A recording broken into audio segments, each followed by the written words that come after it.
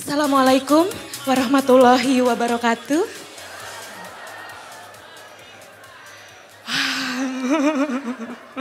Tepuk tangan sekali lagi untuk Anda semuanya. Oke, Alhamdulillah saya senang banget bisa nostalgia hari ini. Terima kasih Dompet Duafa sudah memfasilitasi. Dosanya ditanggung sendiri-sendiri ya. Ya, sebelumnya saya perkenalkan diri dulu, boleh? Iya. Nama saya Febrianti Almira dan saya biasa dipanggil Pepel atau Pewski. Saya biasa dipanggil siapa? Pepel, maka boleh manggil Teh Pepel atau Teh Pewski karena saya lahir di Tanah Sunda dan asli Bandung. Oke. Ya. Kenapa saya membuka permulaan di siang hari ini dengan cara seperti demikian? Karena seperti yang disampaikan oleh Akang MC, Kang Hari Firmansyah, di beberapa tahun silam, saya adalah seorang pemandu acara di beberapa klub malam di kota Bandung. Maka teman-teman sekalian, orang yang ada di depan teman-teman ini adalah mantan imam besar diskotik kota Bandung. Kenapa mantan imam besar? Imam itu punya jamaah. Dan saya juga punya jamaah dulu. Dan namanya imam, kalau imam Allahu Akbar, jamaah ikut? Ikut. Tadi saya bilang, put your hands up, Anda gimana? Angkat tangan ya. Ya dulu saya pernah berprofesi seperti demikian. Dan alhamdulillah kesini banyak proses perjalanan yang saya jalani. Dan hijrah saya menjadi sekarang ini adalah sebagai seorang WTS. Writer, trainer, dan singer.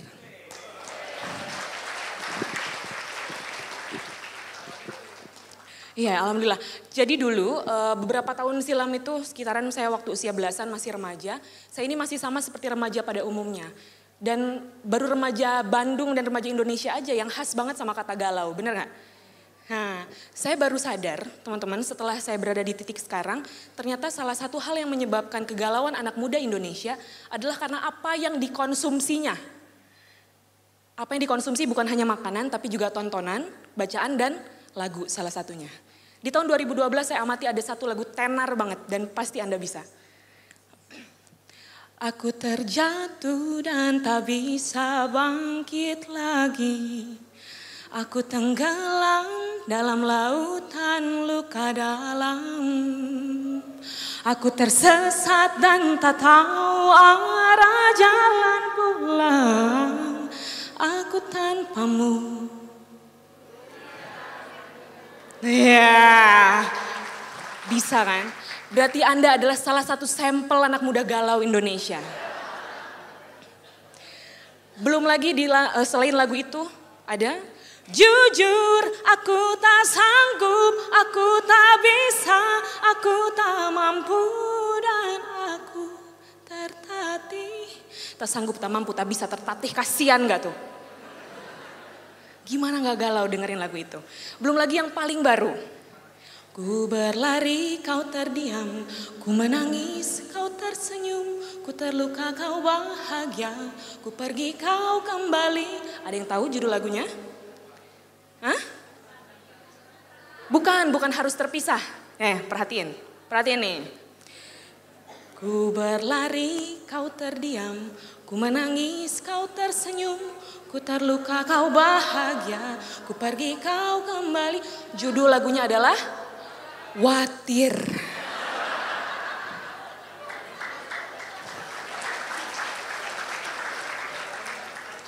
Belum lagi, itu baru lagu-lagu galau yang dikemas galau.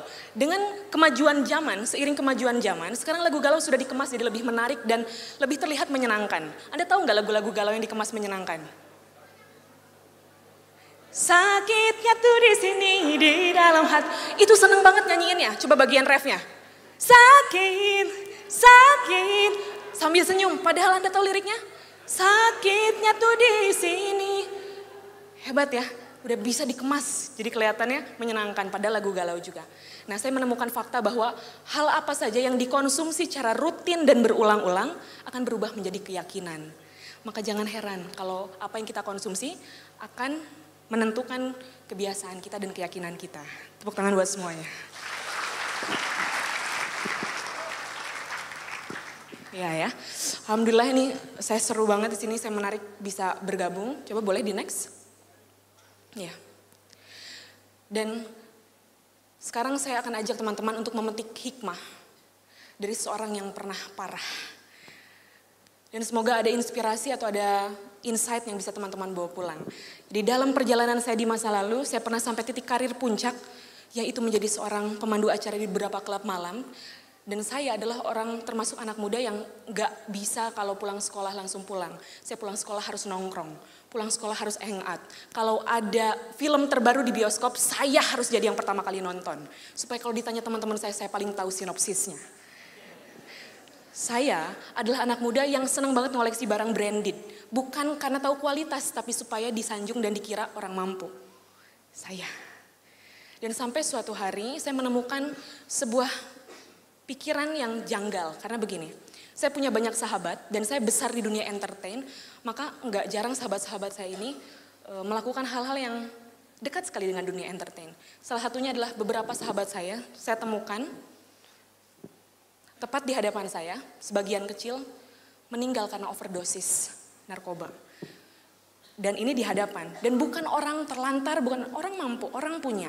Sebelum siaran konsumsi dulu supaya fit, supaya jreng, katanya, dan ternyata saya melihat mereka meninggal dalam keadaan mulut berbusa di hadapan saya. Dan beberapa tahun kemudian saya dapat telepon di rumah. Trulululut. Assalamualaikum. Ternyata ada suara sahabat saya di seberang sana. Ada suara sahabat saya. Sahabat saya bilang, Feb apa kabar? Baik, saya bilang. Main dong ke rumah, udah lama. Saya sudah 6 tahun gak ketemu sahabat saya itu. Singkat cerita saya main ke rumah sahabat saya, dan ternyata di rumah sahabat saya lagi nimang anak. Saya tanya, adek? Teman saya bilang, anak. Oh, anak ke-1, anak ke-3. Oh, itu usia saya 18 tahun. Oh, bapaknya siapa? Saya bilang. Yang mengagetkan dari jawaban teman saya adalah bapaknya nggak tahu siapa. Lah, kok nggak tahu siapa? Ini kisah nyata, orang Bandung ada di sekitar kita. Dan bukan orang terlantar atau pinggiran, tapi orang ada. Dia bilang, saya nggak tahu bapaknya karena kejadiannya adalah beberapa tahun lalu, dia adalah peminum minuman keras yang sangat edik, sehingga dia sempat nggak sadarkan diri. Dan mirisnya adalah ketika dia tidak sadarkan diri, mohon maaf, dia dipakai secara bergantian oleh teman laki-lakinya. Maka siapa ayahnya? Nggak tahu. Siapa aja yang paling mirip gitu.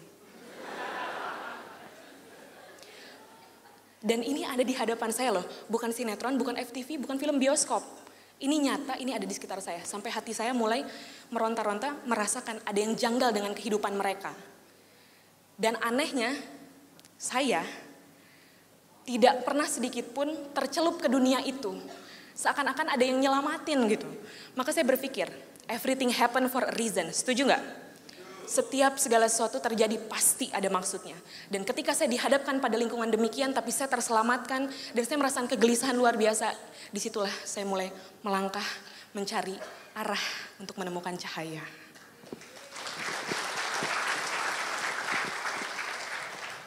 Dan salah satu pembelajaran besar ketika titik balik saya akan saya share di sini. Ada seseorang yang berkata pada saya, Feb, setiap manusia pasti sibuk. Dan setiap kesibukan pasti punya fokus masing-masing. Dan dari sekian banyak fokus, ada 3 kategori fokus yang seringkali membuat kita lalai dan larut di dalamnya. Kategori yang pertama, harta. Kategori yang kedua, tahta. Kategori yang ketiga, cinta. Gak usah lihat masa lalu, gak usah lihat masa depan, lihat sekarang. Lihat diri sendiri di masa sekarang. Permasalahan kita gak akan jauh dari 3 kategori ini. Cek, kalau bukan tentang harta, tentang tahta. Kalau bukan tentang tahta, tentang cinta. Kalau bukan ketiganya, kombinasi, medley, 3-tiganya. Cek, benar apa benar banget? Harta, tahta, cinta adalah para pesaing Allah Subhanahu wa Ta'ala. Bukan karena setara, lebih karena mereka dijadikan terasa indah pada pandangan kita. Perhatikan, sebenarnya ketika seseorang mencari harta, sibuk dengan harta tanpa tujuan jelas, sibuk dengan tahta, penyakit tahta tahu, bukan tentang kedudukan, bukan tentang jabatan, tapi tentang kekhawatiran gimana sih posisi saya di hadapan penilaian manusia lain, itu tentang tahta. Maka rendah diri dan tinggi hati itu penyakit tahta. juga cinta. Gak mungkin lepas dari hidup kita. Harta tahta cinta yang dicari oleh saya pada masa itu ternyata ujungnya satu. Untuk mencari sebuah ketenangan. Tapi saya gak dapatkan. Harta tahta cinta adalah indikator buatan-buatan manusia yang dirasa dapat menurunkan ketenangan, padahal lihat. Dan dialah Allah yang menurunkan ketenangan ke dalam hati orang-orang mukmin untuk menambah keimanan mereka yang telah ada. Dan dialah Allah yang menurunkan ketenangan ke dalam hati orang-orang mukmin untuk menambah keimanan mereka yang telah ada. Maka ketenangan punya siapa? Punya Allah Subhanahu wa taala. Maka jadi menarik ketika ada orang-orang mencari ketenangan dari selain Allah. Padahal yang punya hanya Allah. Lagi pula Allah sudah menegaskan. Dan aku Allah tidak menjadikan bagi seseorang dua hati dalam rongganya.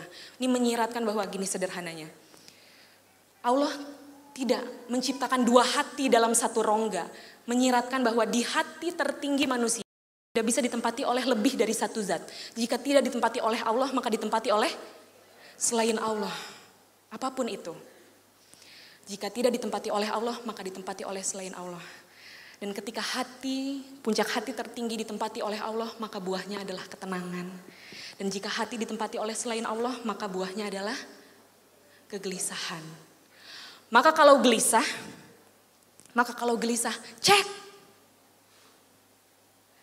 Adakah selain Allah yang menguasai hati tertinggi? Karena kalau gelisah daripada cari alasan penyebab sana sini, akarnya sumbernya cuma satu. Hati sedang dikuasai oleh selain Allah dan sedang fokus pada sesuatu selain Allah. Itu akarnya. Saat gelisah mencari penyebab sana sini, itu bukan akarnya, pangkas akarnya. Dan ketenangan yang tidak saya dapatkan saat itu karena hati dan hidup saya tidak dikuasai oleh Allah Subhanahu wa taala.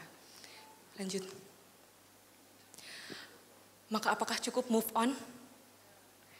Teman-teman, move on artinya bergerak. Move on artinya bergerak. Move up artinya bertumbuh. Bergerak belum tentu tumbuh, tumbuh sudah pasti bergerak. Dan bertumbuh itu ke atas bukan ke samping.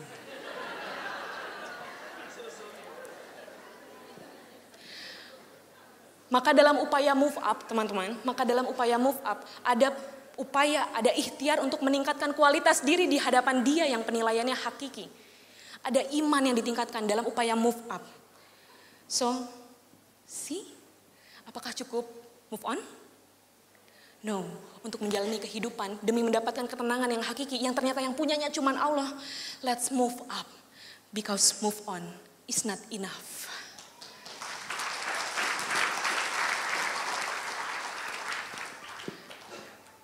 Dan kalau kita ternyata sedang terjebak pada satu kondisi, ternyata dikuasai oleh selain Allah, tenang. Maha hebat Allah, Allah punya berjuta kesempatan bagi siapapun yang sedang berada dalam kesalahan. Dan saya, salah satu bukti nyatanya bahwa saya bisa.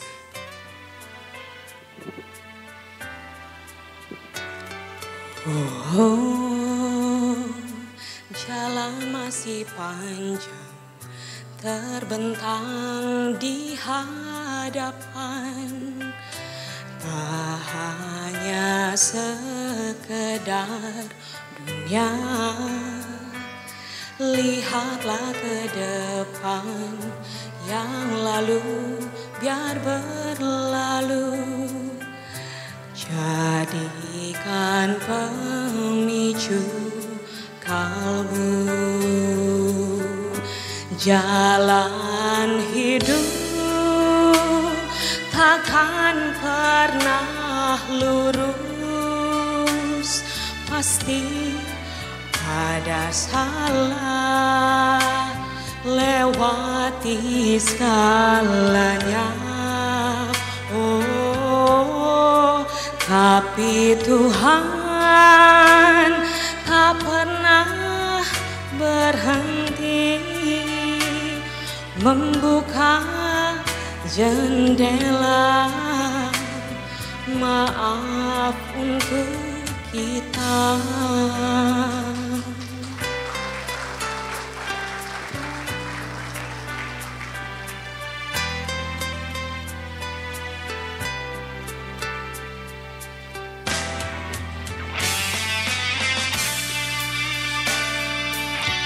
Dan saya yakin Allah selalu punya jutaan kesempatan bagi setiap hambanya yang salah.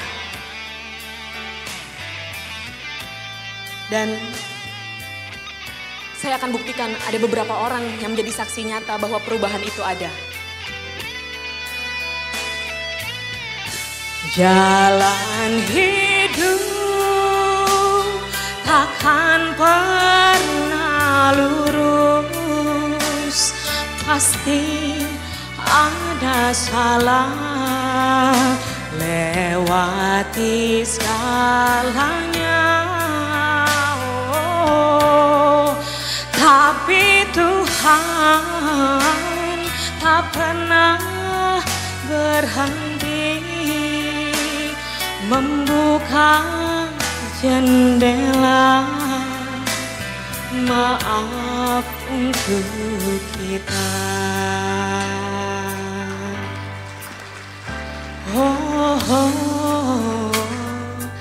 Jalan masih panjang, usah berputus asa, selagi nyawa tersisa. Jalan hidup takkan pernah lurus, pasti ada salah, lewati segalanya. Tapi Tuhan tak pernah berhenti membuka jendela maaf untuk kita.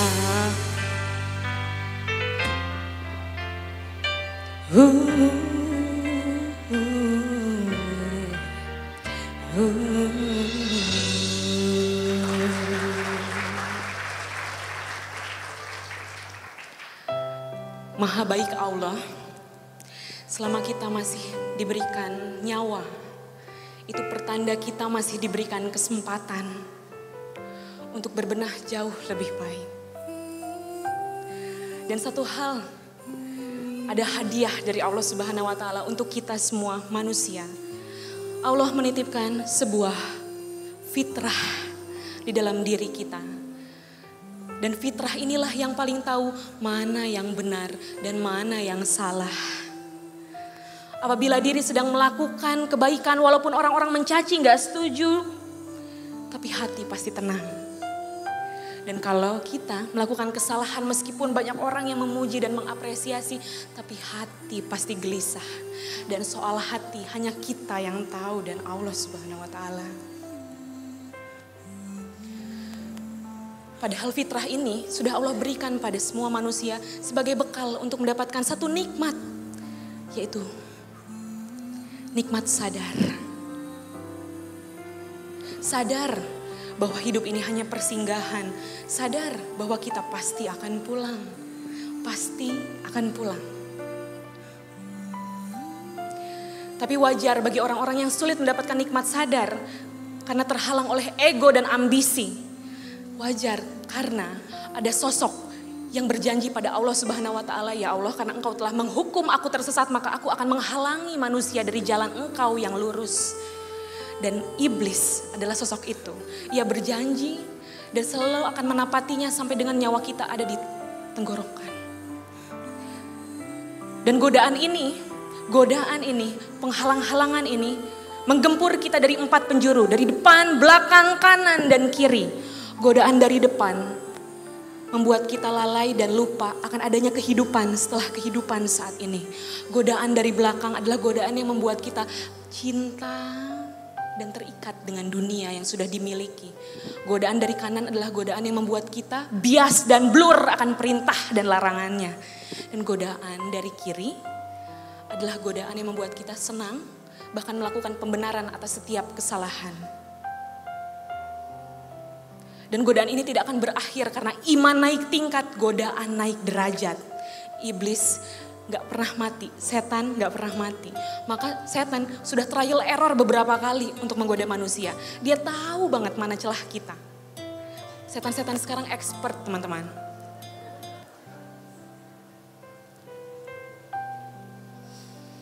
Next. Dan saya paham, saya saat itu ketika menyadari hal ini, saya nggak bisa sendirian. Saya butuh lingkungan, saya cari lingkungan, ternyata saya tidak diterima. Karena saya terlalu kotor saat itu. Kelihatan gaul banget, susah untuk diterima oleh orang-orang baik. Maka bagi saya satu hal, kalau nggak bisa cari lingkungan, kenapa nggak buat lingkungan?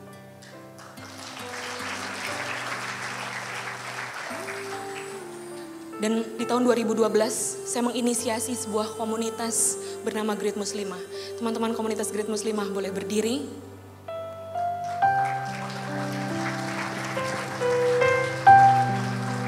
Terima kasih.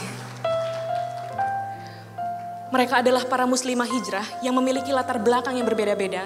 Beberapa di antaranya memiliki kisah yang diklaim oleh orang banyak nggak mungkin bisa benar, nggak mungkin bisa beres. Ini perempuan nakal, ini hina. Mereka bisa.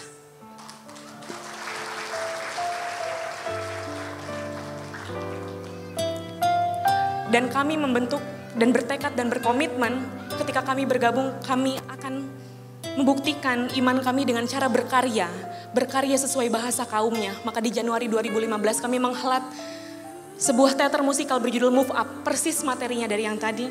Dan ini teater musikal kami. Next. Harta digambarkan secara nyata bagaimana orang-orang terbuai dengan barang branded, uang banyak dan segala hal yang diklaim bisa menimbulkan puji dan pujian, sanjungan, tahta, cinta. Dan ini para setan, ini iblis yang paling depan. Dan sampai sekarang kalau ketemu dipanggilnya masih iblis. Iblis, kasihan ya. Melibatkan partisipasi 146 muslimah hijrah dari berbagai penjuru Indonesia. Ditonton oleh 986 orang penonton di sesi siang dan sesi malam. Menggabungkan berbagai potensi yang menginspirasi, menghargai setiap proses perubahan yang sedang dijalani. Prinsipnya, menghargai proses. Dan semua kisah perjalanan ini saya yakin everything happen for a reason. Saya pernah ada di dunia sana dan saya berproses. Lalu dipertemukan dengan orang-orang yang pernah ada di dunia sana dan berproses juga. Maka saya rangkum ke dalam buku. Buku pertama saya Be a Great Muslimah. Menggambarkan tentang bagaimana caranya menjadi muslimah syar'i, berprestasi, menginspirasi. Dan buku yang kedua, Jalan Hijrahku. Berisikan tentang 13 kisah muslimah hijrah ekstrim di Indonesia. Next. Dan satu prinsip saya yang ingin saya bagikan di sini. Let's move up. Because move on aja nggak cukup. Kita butuh peningkatan kualitas diri di hadapan Sang Maha. Dan mengenai proses perubahan, ada satu prinsip yang ingin saya bagikan. Muslimah hijrah itu dituntut, bukan dituntun, bukan dituntut.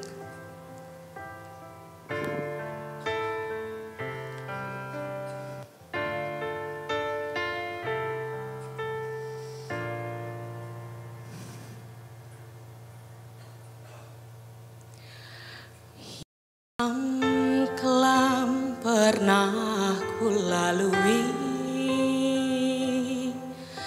detik waktu aku penuh lupa. Aku hilaf dalam resah, aku lelah tanpa arah. Ku ingin menuju cahayamu. Inilah jalan hijrahku, dengan segala liku-liku, penuh cobaan ku lalui, hari berganti hari, ku tegar yakin di jalanmu. Ku takkan berpaling lagi. Masa lalu adalah hikmah. Ini lembaran baru menemukan cinta. bersyukur atas nikmat-Mu.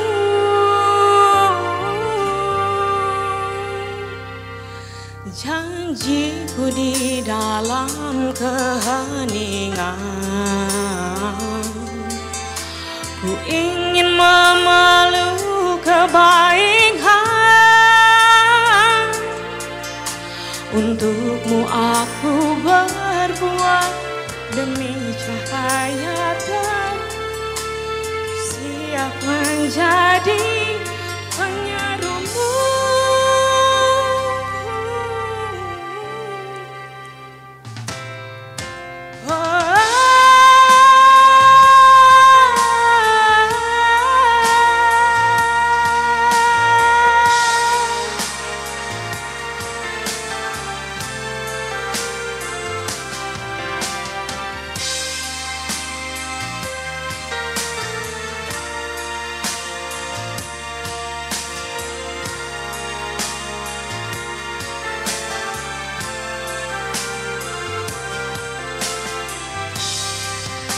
Inilah jalan hijrahku, dengan segala liku-liku.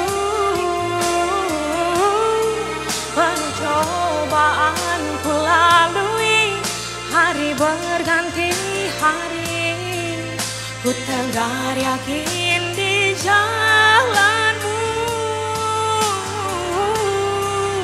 Ku takkan berpaling lagi. Masa lalu adalah hikmah, ini lembaran baru menemukan cinta-Mu. Ku bersyukur atas nikmat-Mu.